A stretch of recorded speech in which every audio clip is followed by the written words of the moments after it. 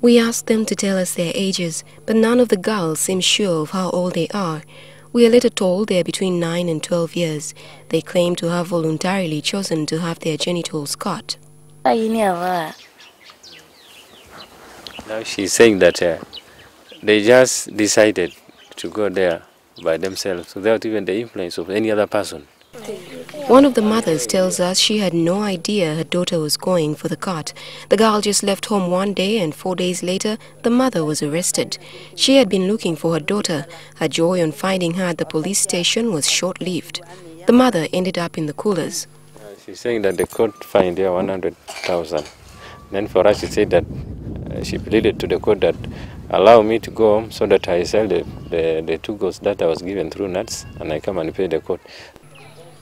For justice to be delivered in such cases, there is need for a robust justice system where justice is not only done, but must also be seen to be done.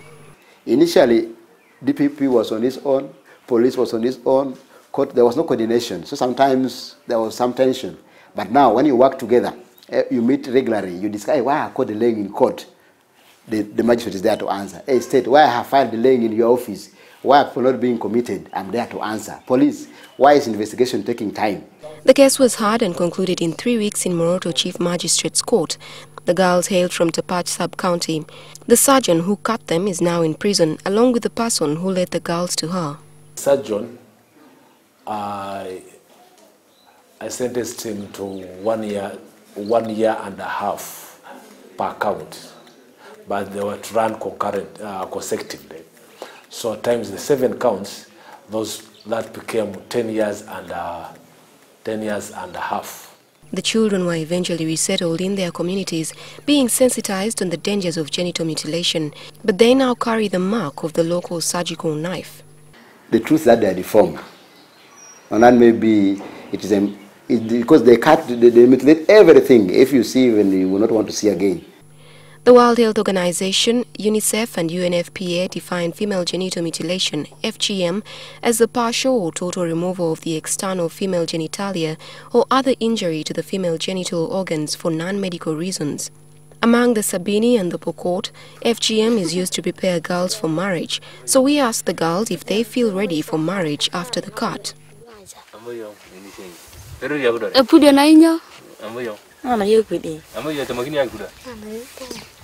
They cannot marry. They are saying they're young, they cannot marry. Some say FGM is for hygiene. The uncut girls are considered a bad omen in the community. After a girl is cut, she is given a special name as a mark of respect and honor, Ngamuchungo. On the other hand, the uncut girl is called Ngamurarai. None of the girls wants that name. There is no preparation for the cut. One of the mothers tells us it is something you close your eyes to and undergo because you have to. You silently bear the pain and think of the rewards as conditioned by the community.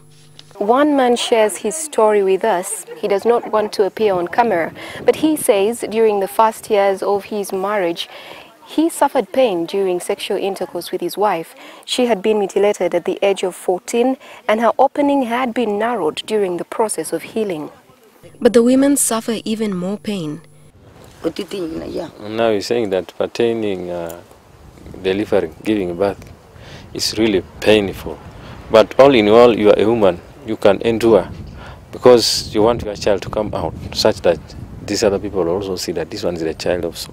Not surprisingly, the region has many cases of child marriages, mainly because the girls are prepared as early as 9 years for marriage. They marry in cluster. You find out they say a given age group have all married. A given age group has all. Because when you are left out, the chances are high that you might miss a chance to go with your age group. So some of them, as peer influence, they just get married because their friends are also getting married. While there has been a lot of sensitization on the ills of FGM, the community does not really appreciate the dangers of the practice. Sometimes the girls are taken to neighboring Kenya for the cut. When the act is done within the country and we get them, yeah, we take action. But now when it is done from the other side, how will you get the evidence? It is hard. Parliament enacted the Prohibition of Female Genital Mutilation Act in 2010. The law provides a maximum sentence of 10 years in prison for offenders, but if the girl dies during the act, the convicts will get a life sentence. This is the reason the promoters ran to Kenya, which has a weaker law. Karamoja, the biggest issue regarding justice is about information by the community. People are generally not empowered on what is punishable, what is not punishable. And given that they also have very strong attachment to their culture and they cherish them a lot. FGM is predominantly practiced in Kapchora, Mudat and Moroto districts. Josephine Karungi, NTV.